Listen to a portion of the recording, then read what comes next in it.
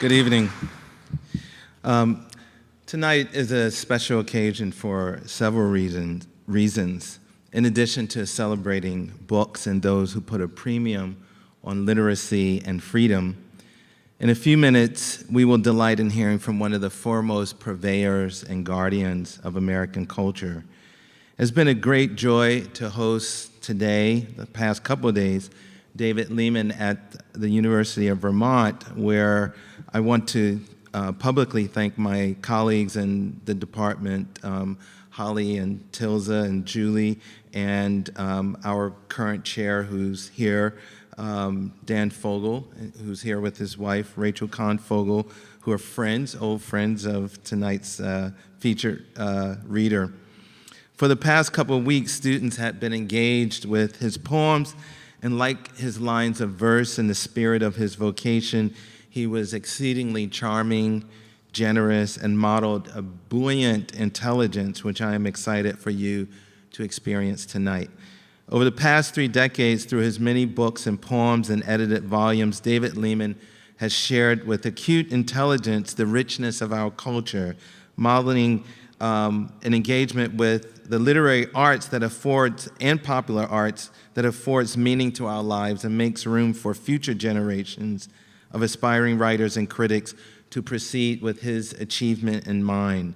From Frank Sinatra to W.H. Auden, from murder mysteries to the Great American Songbook, he has made a career of making relevant the unique flavor of America. As series editor of The Best American Poetry, has helped us to not only value the fine and varied voices in our poetry, but also to take stock in the enduring relevance of an art form that gives us a portrait of our inner lives. Personally, for me, I have turned to his poems and the discipline behind them. Frank Sinatra once stated, one of his heroes, "I'm not one of those complicated, mixed-up cats. I'm not looking for the meaning of life. I just go on from day to day, taking what comes." This is what I love about David's work. Similarly, he's not questing for some deep interrogation of the human, but possesses the breeziness and personal spirit of a Frank O'Hara poem, yet everywhere is the arc of an argument with the world, as Robert Frost phrased it. Except David is likely to hold forth with a martini in hand while telling a terrific anecdote about one of his friends and mentors, the John Asbury. He is a raconteur among famous raconteurs, an American wit whose abiding dedication to the arts is one of the highest examples of a contemporary man of letters. The author of 17 books, including Sinatra's Century, 100 Notes on the Man and His World, The State of the Art, A Chronicle of American Poetry, The Last Avant-Garde, The Making of the New York School of Poets, Signs of the Time, Deconstruction and Fall of Paul de Man. He is the series editor of The Best American Poetry, and I'm thrilled to welcome him to the Burlington Book Festival. Please join me in welcoming him.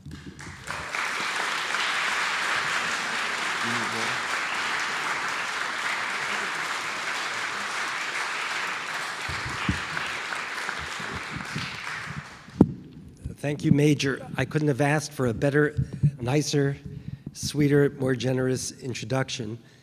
And I wonder if you can hear me in the back of the room. Oh, that's grand.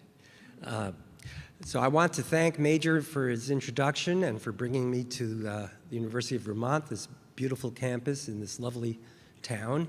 And I do want to have a shout out to Dan Fogel and Rachel Kahn, who are indeed old friends of mine from days of yore in Ithaca, New York. I've brought 3 different books, and I thought I would read a few poems from each of them, and some new poems as well, hoping you will enjoy hearing a variety of styles. And I would begin with a book called New and Selected Poems, and the first is called Yours the Moon, which I wrote for my wife, Stacy, who's with us. And this poem, like another poem I'll read in a few minutes, has as its guiding principle 3 words per line. as a formal strategy. Yours the moon. Yours the moon. Mine the Milky Way, a scarf around my neck. I love you as the night loves the moon's dark side, as the sky, distant, endless, wears her necklace of stars over her dress, under my scarf that she wears against the cold. Thank you. Here's another 3-word per line poem. It's called Radio. I left it on when I left the house for the pleasure of coming back 10 hours later to the greatness of Teddy Wilson after you've gone on the radio, on the piano, in the corner of the bedroom as I enter in the dark.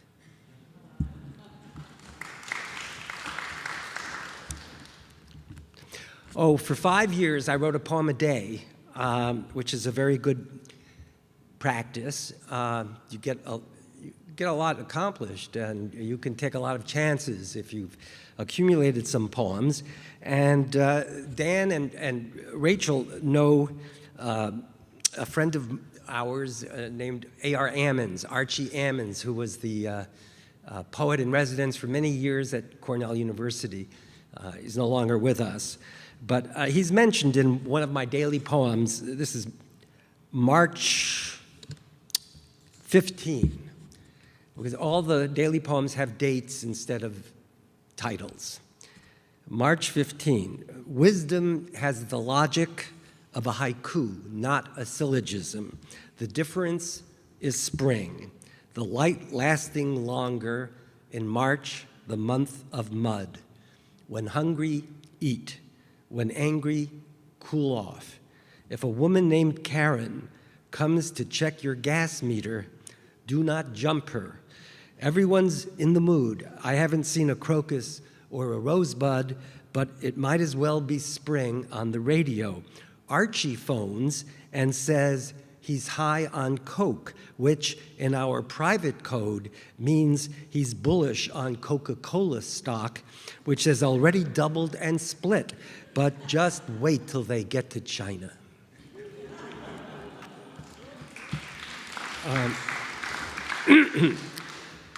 Another poet who I admire greatly and consider a mentor was mentioned by Major, John Ashbery, and he died on September 3rd, just 12 days ago. But he's mentioned in another one of the daily poems. This one is August 16. I'm still here, Ithaca. The students are back. They drive up next door in a Mercedes sports car, the color of a school bus, hideous, with rap music to announce their arrival. They leave the car running, the keys inside, the music on, while they go inside the house.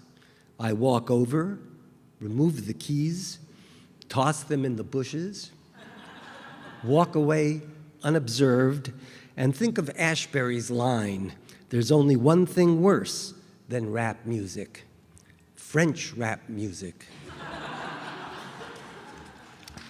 That's from someone who lived in Paris for 10 years. And another poem from New and Selected Poems is called Dutch Interior. He liked the late afternoon light as it dimmed in the living room and wouldn't switch on the electric lights until past 8 o'clock. His wife complained, called him cheerless, but it wasn't a case of melancholy. He just liked the way things looked, an air growing darker so gradually and imperceptibly that it seemed the very element in which we live. Every man and woman deserves one true moment of greatness, and this was his. This Dutch interior entered and possessed, so tranquil and yet so busy with details. The couple's shed clothes scattered on the backs of armchairs, the dog chasing a shoe, the wide open window, the late afternoon light.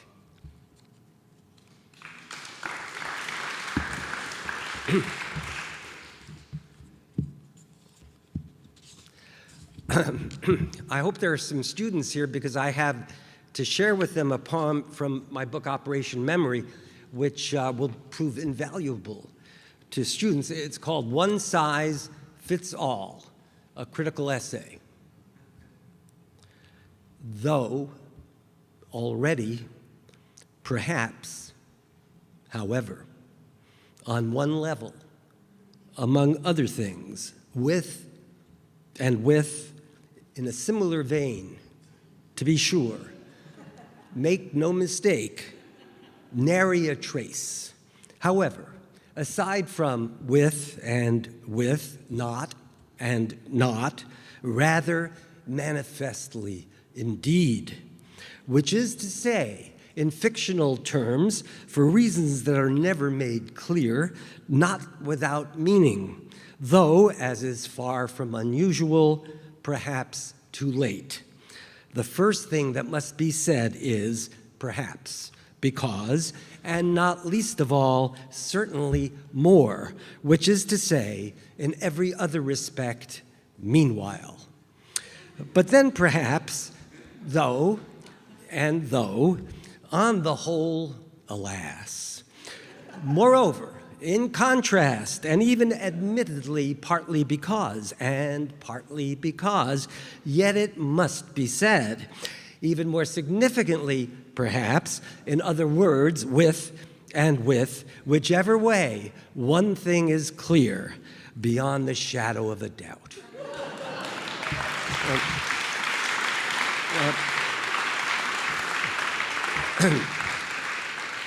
I wrote for Newsweek magazine for 7 years when it was a real magazine and a great one. And the way every article about the Middle East ended would be with that phrase, whichever way Arafat decides, one thing is clear. You know, peace in the Middle East won't come tomorrow, something like that. But you'd always have, whichever way he decides, one thing is clear. There were these formulae. Well, I brought some brand new poems, hoping you will help determine how successful they are. One of them is called The Pleasures of Peace. We all agree with that title. The Pleasures of Peace. It's not just the absence of war, Scott said, but Hemingway got the last word. And for decades, driving an ambulance in Europe in World War I was how you made your mark as a man. Peace in those days meant Paris and a wound and an aperitif. No sooner do I write those words than I visualize a rocks glass with a big rock of ice in it and something sweet, but not too sweet, like Dubonnet or Cynar or Campari if you have a taste for it. That aperitif is one of the true pleasures of peace. There are false ones.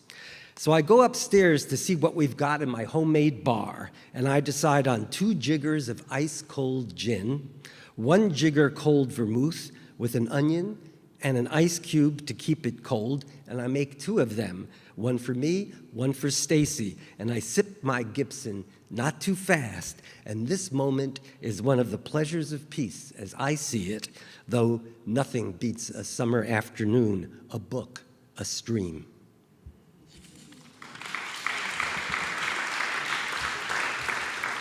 Well, Stacy and I visited Las Vegas for the first time, and maybe the only time. Recently, it's a real eye-opener, like Buñuel's movie On Chien Andalou. I wrote this poem, Second Honeymoon.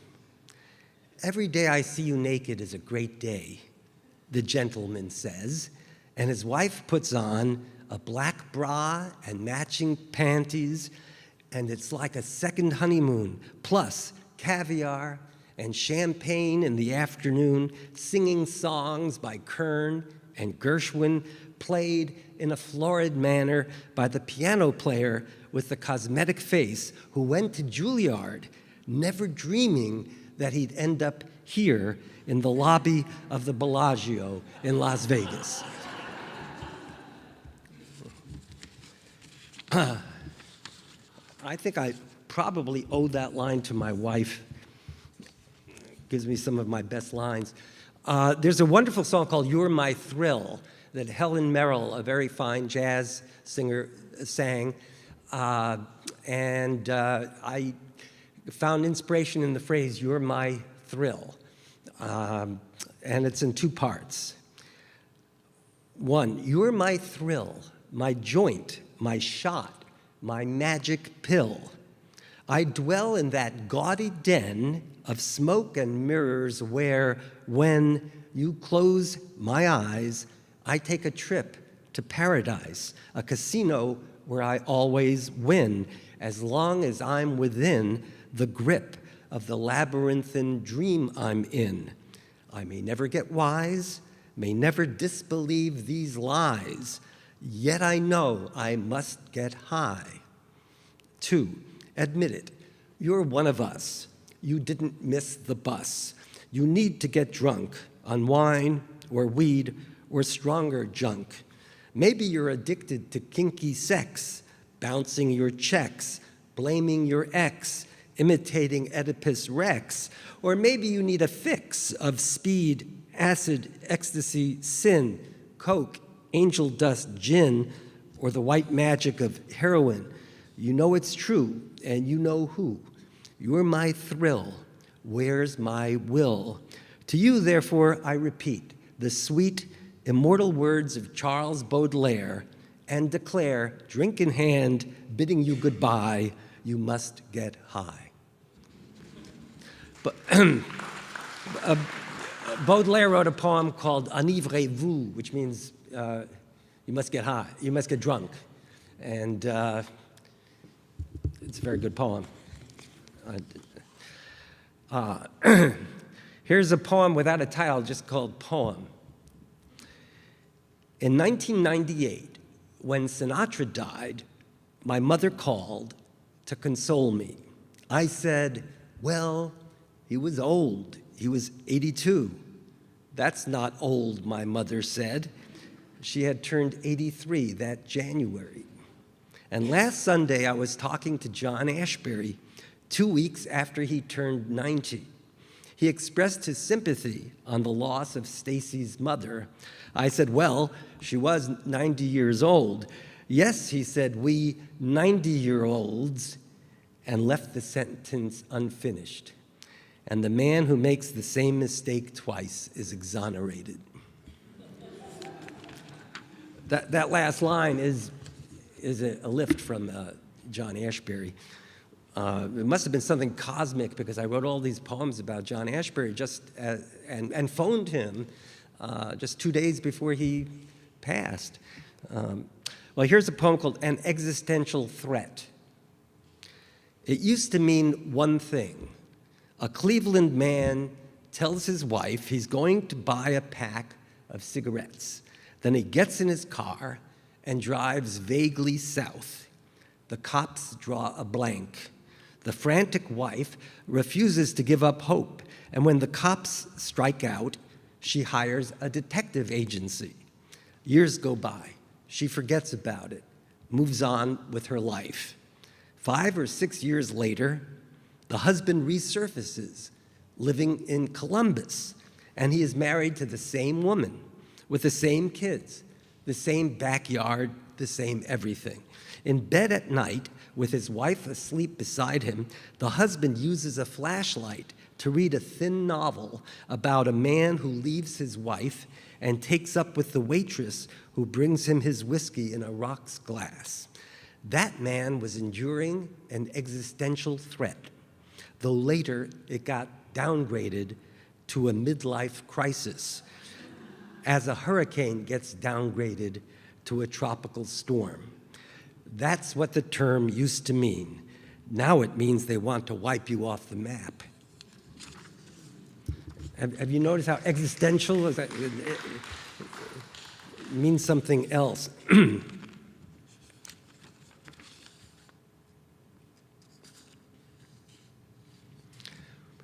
June 15, 2017.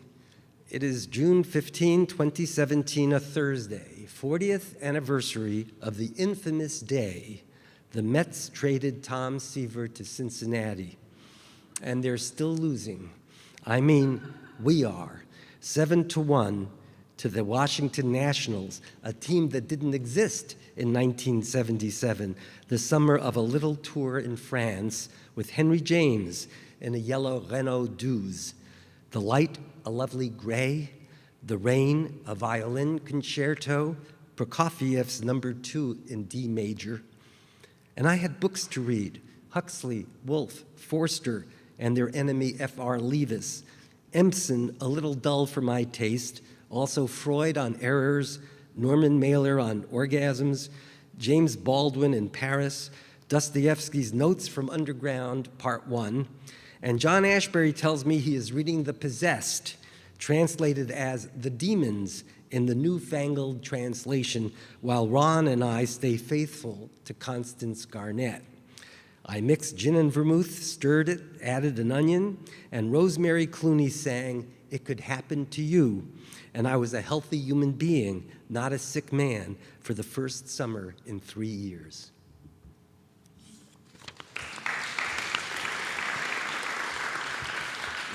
Oh, you're very kind. My most recent book is called Poems in the Manner of, and every poem is either an homage to a poet that I admire, going all the way back to Catullus and Libo, and forward to the contemporary poets, either an homage to, a parody of, a translation of. I have some translations in here, and I'll try out some of these on you. Now, Catullus, the Latin poet, is the bawdiest poet who ever wrote. Now, a lot of people don't know that because they had to read expurgated versions when they were in prep school. So they didn't get the full flavor of this man's humor and really vulgar humor and insults. I mean, he was really good at insulting his friends. You know. So here's a poem in the manner of Catullus that's subtitled To a Critic. You made the mistake of praising my pain, Flavius. This the connoisseurs of cool, whose approval you seek and shall never gain, could not condone. You should have known better. They made you feel like a fool. You joined in the laughter, but it felt bitter. And ever since you have panned all work of my hand, with the result that I too despise you, and I do not wish you well. Yet I took no pleasure when I heard Junius tell Callista, your wife, had cuckolded you with her yoga teacher. The same week, you faced a tax audit and ate a steak with a side of fried poison, missed your train, and lost your job. I feel your pain, Flavius. Not even a schmuck like you deserves such lousy luck.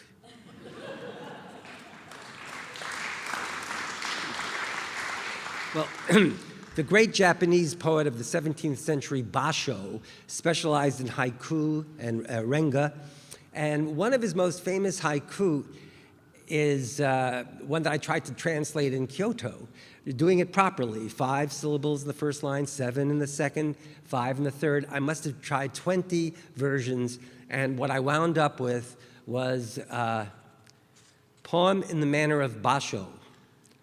Pond, frog, splash. That's Basho. Now, my father was a refugee from Nazi Germany, and like all school children in Germany and Austria, my parents knew Goethe and Schiller's poems by heart, some of them. And my father's favorite was a very short lyric of Goethe's called Wanderers Nachtlied, which I felt had never been translated well, so I tried my hand at it. Goethe's Night Song. Over the hills comes the quiet. Across the treetops, no breeze blows, not a sound. Even the small birds in the woods are quiet. Just wait, soon you will be quiet too.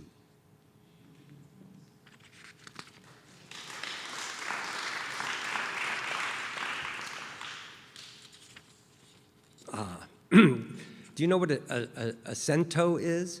A cento is a poem that consists of lines lifted from other poems.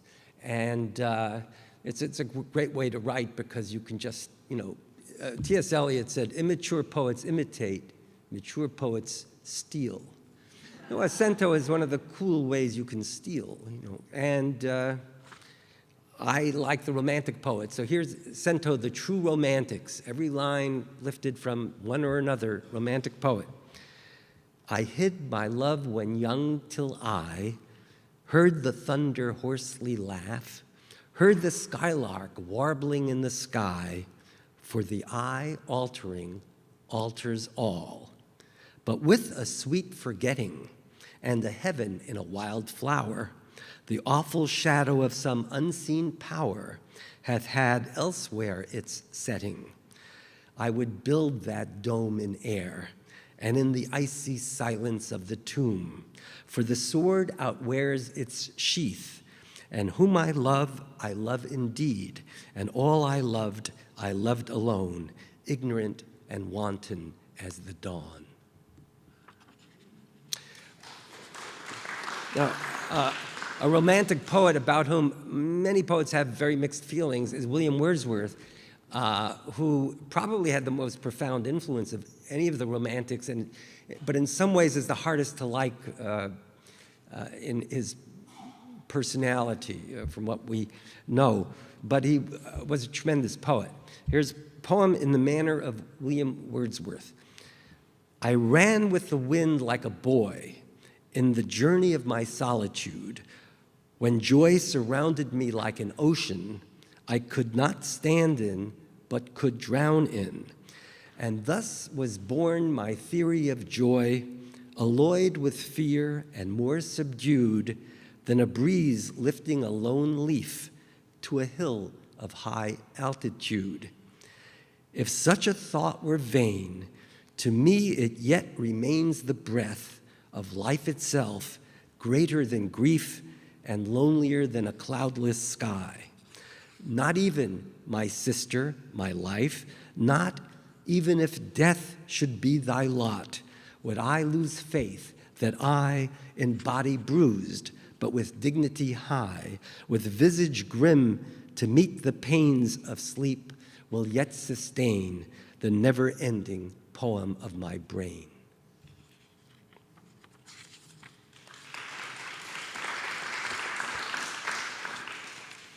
Now, if you've read Emily Dickinson, you know that she has a kind of patent on the dash.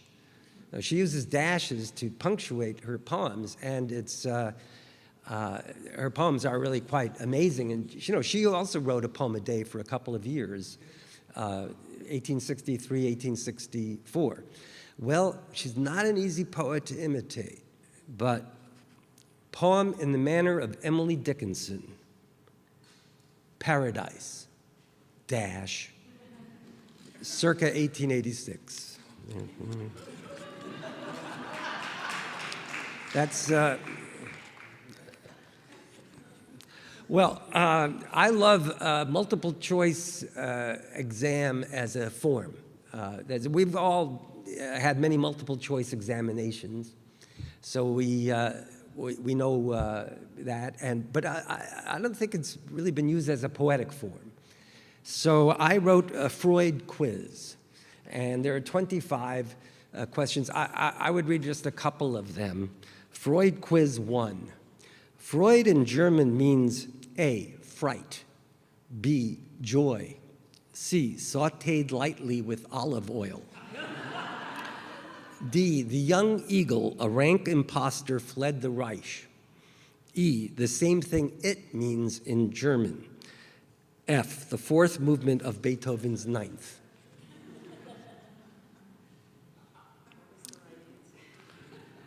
Freud means joy in German. Yes, isn't that great? It's one of those great things like Marx and Engels. Marx has got the name of the money, that the currency they had, and Engels means angels. And that has nothing to do with Freud. But anyway, Freud quiz 3. What does Beyond the Pleasure Principle refer to? A, a book by Sigmund Freud. B, a vast right-wing conspiracy. C, death. D, the dark side of the moon considered as an image for female sexuality. E, the sadness following orgasm. F, the unconscious. G, the desire to retreat into the womb. H, the heroine's disastrous first marriage. Freud quiz 6. Psychoanalysis became known as the talking cure because A, it depends on free association. B, all talk and no action make Jack a dull boy. C, it was the talk of Viennese Cafe Society. D, he heard a woman's voice in a dream. She'll be riding 6 white horses when she comes. And he woke up feeling pretty good.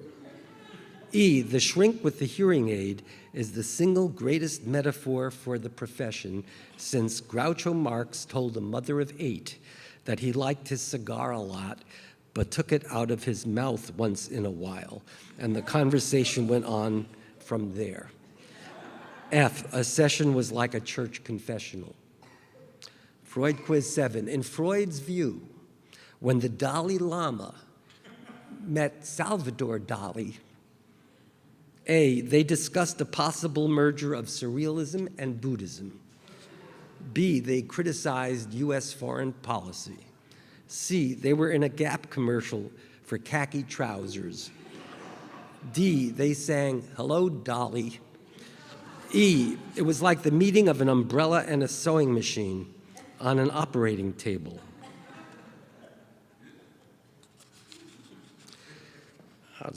Freud quiz 13. What do women want? A, what they have. B, what they don't have. C, a cigar. D, R-E-S-P-E-C-T. E, next question. Freud quiz 14. Freud's discovery of drives came about because A, some dreams cannot be ascribed to wish fulfillment.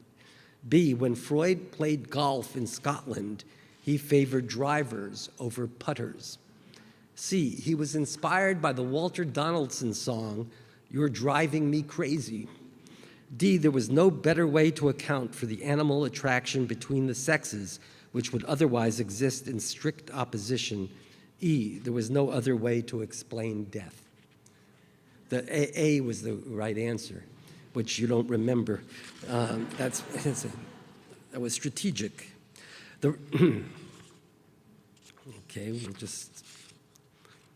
A Freudian slip is a courteous form letter from the New Yorker declining to print your latest effort despite its obvious merit.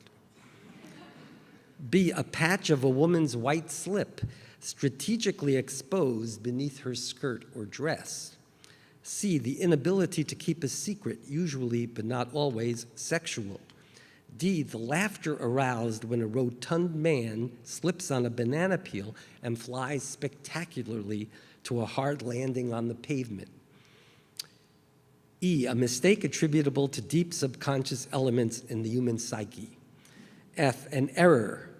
As in the joke Jung told Freud about the man, the woman, and the duck entering a bar, which resulted in Jung's expulsion from the movement on the grounds that either woman or duck was code for Jew in that joke.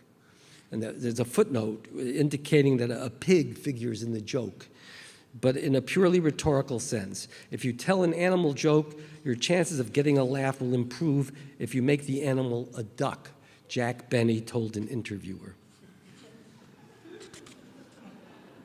Now, it's a very famous that, Freud fainted once in Jung's company. One August day in 1909, Freud fainted in Jung's company because, 1, he was eating lunch and the schnitzel disagreed with him. 2, he felt a sexual attraction to Jung. 3, Freud had slept with his wife's younger sister, and Jung threatened to blackmail him after hearing him talk about it in his sleep on the trip the two men took to America. 4, they were having an argument about something trivial when Jung revealed himself to be a virulent anti-Semite. "You're next," he said with an evil laugh. He kept repeating, "Jude, Jude, Jude." 5, either Freud said the father of monotheism must have hated his own father and Jung gave him a dirty look, or Jung told Freud the joke about the man, the woman, and the duck entering a bar. 6, Jung said the spring weather made him feel like a young man. From this innocuous remark, Freud knew that Jung was an imposter. "You were never Jung," Freud cried. Well, we'll skip, but there are 25 of them, all in the similar vein, but with a different needle.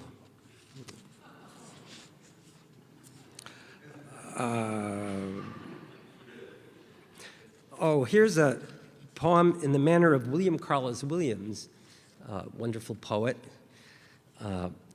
As the rain washes her hair, the plums red in the bowl on the table with their dark red rind wait for her eyes to see them, her hair still wet, still full of suds as 3 old men watch her touch.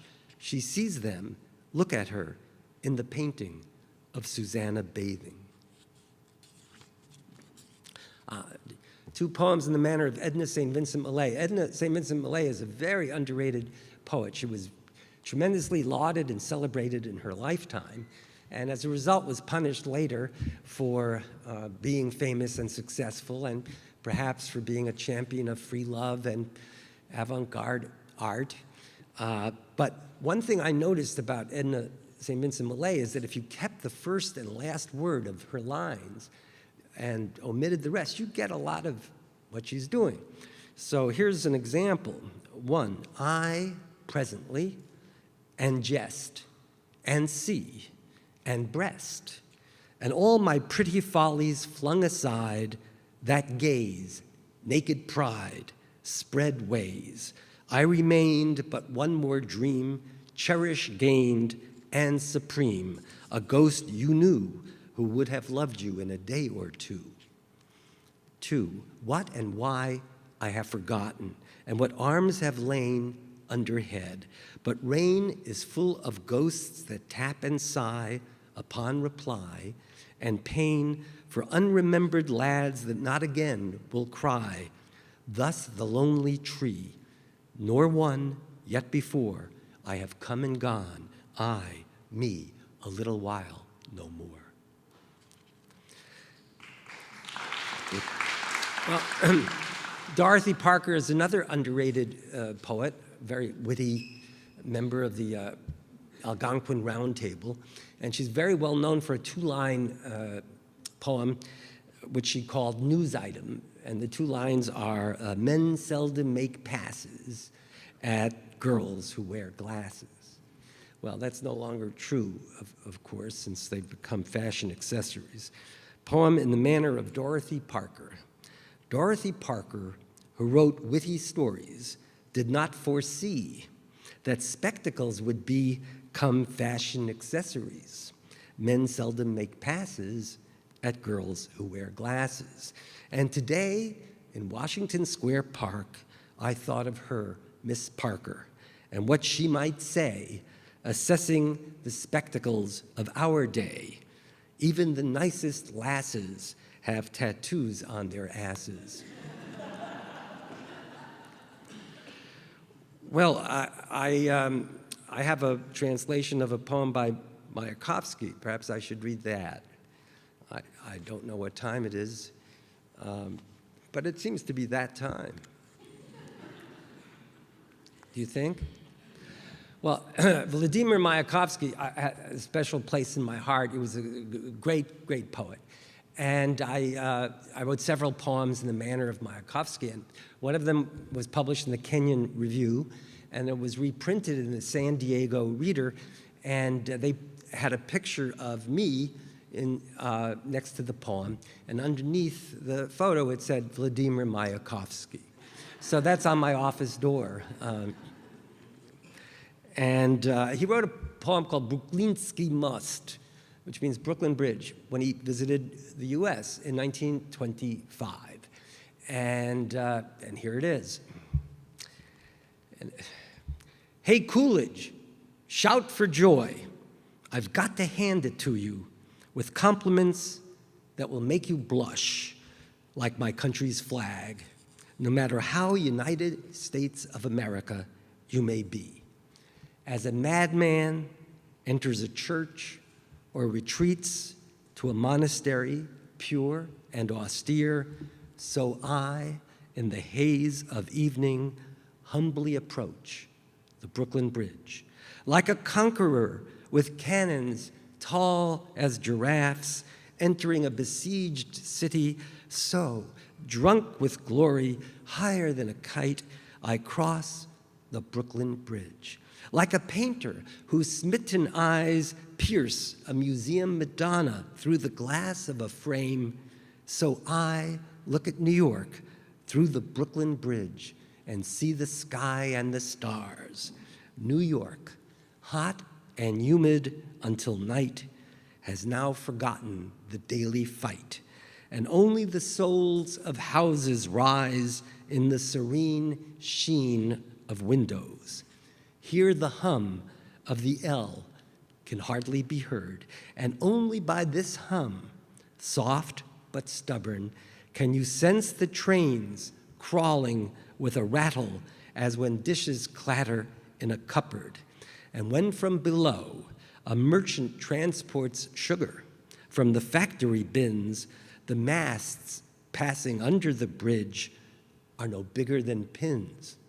I'm proud of just this mile of steel. My living visions here stand tall, a fight for structure over style, the calculus of beams of steel. If the end of the world should come, wiping out the earth, and all that remains is this bridge, then, as little bones, fine as needles, are assembled into dinosaurs in museums, so from this bridge, the geologists of the future will reconstruct our present age.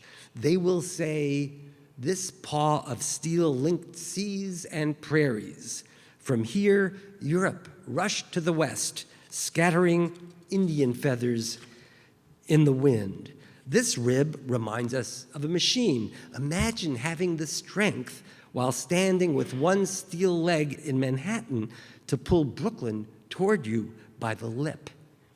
By these cables and wires, I know we have retired the age of coal and steam. Here people screamed on the radio or flew in planes. For some, life was a picnic. For others, a prolonged and hungry howl. From here, desperate men jumped to their deaths in the river. And finally, I see, here stood Mayakovsky, composing verse, syllable by syllable. I look at you as an Eskimo admires a train. I stick to you as a tick to an ear. Brooklyn Bridge, you're really something, aren't you? Thank you.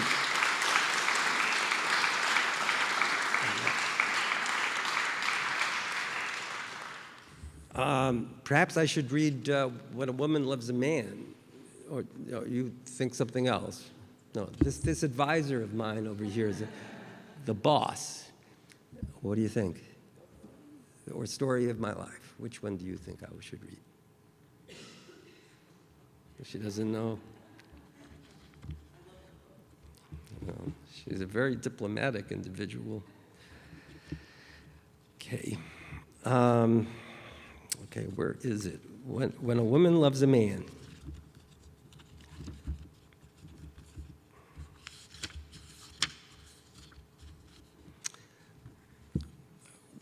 When she says margarita, she means daiquiri. When she says quixotic, she means mercurial. And when she says, I'll never speak to you again, she means put your arms around me from behind as I stand disconsolate at the window. He's supposed to know that.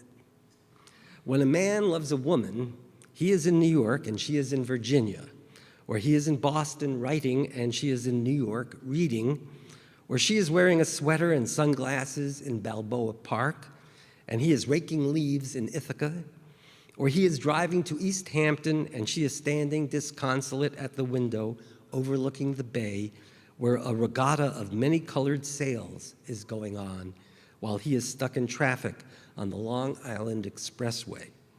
When a woman loves a man, it is 1:10 in the morning. She is asleep.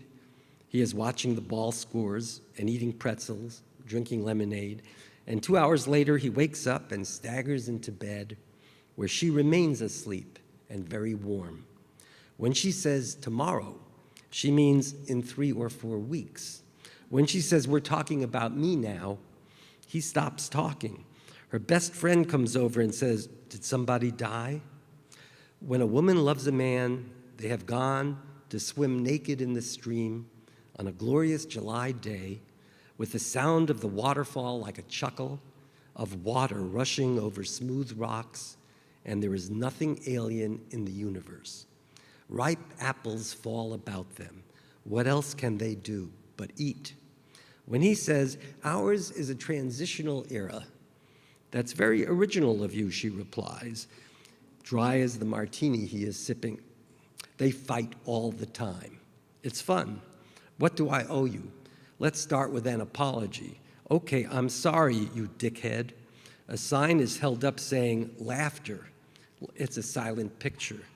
I've been fucked without a kiss, she says, and you can quote me on that, which sounds great in an English accent.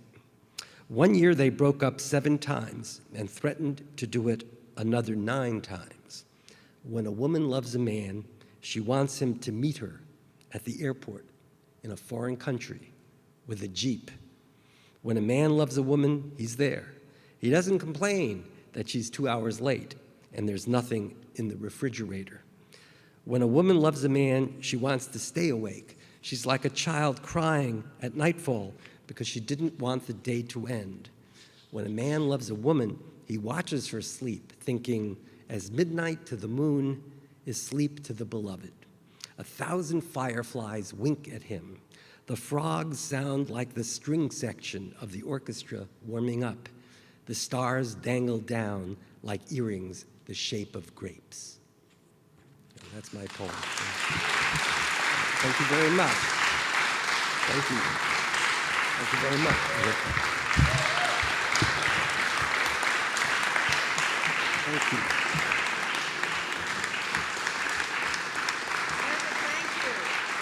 What a great send-off for the 13th Annual Burlington Book Festival. Oh, it's great to be here for the Burlington Book Festival, Yeah. Fran. Fantastic. Thank you so much. And David will be out signing. Have a wonderful, wonderful weekend. Thank you all for joining us, and thank you for such a wonderful evening, David. Thank you, Fran. Thank you all very much.